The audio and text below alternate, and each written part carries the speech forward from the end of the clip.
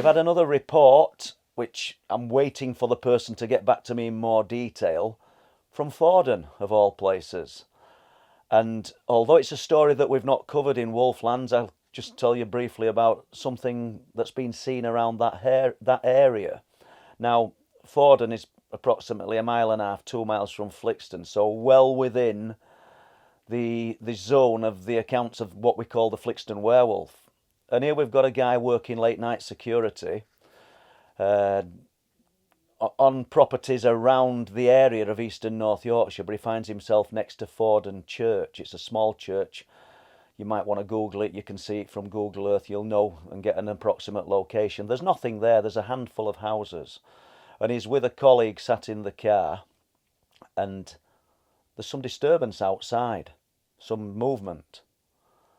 And the colleague looks out of the car window and believes that there's something approximately 7 foot tall, stood on 2 legs, covered in fur. Now, I find this as hard to believe as probably some people listening to this, or I did do for the first time. But now, after speaking to so many witnesses, I feel quite comfortable telling these stories. Now, they observed this thing, and they called it the Fang Man, because it had canine teeth, large canine teeth, which they could see.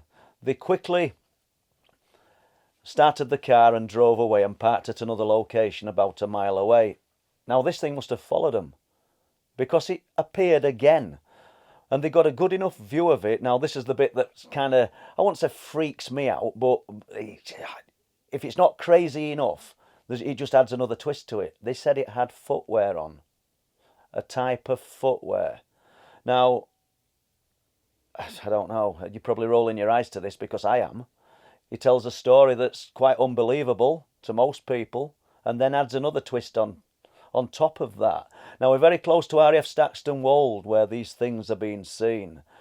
All close to Flixton, where, as you know, as we've documented for Wolflands, these things have been seen for hundreds of years. I have another witness who contacted me a few days ago to say that he'd seen what I've been looking into and what I call the Flixton werewolf, and he needed to get that information off his chest.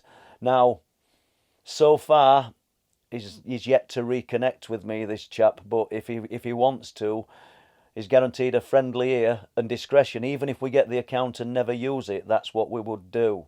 But these are just the kind of things that we're getting told. I wouldn't say on a daily basis, but definitely on a weekly basis. And we will continue to do that throughout 2022 and in the years beyond.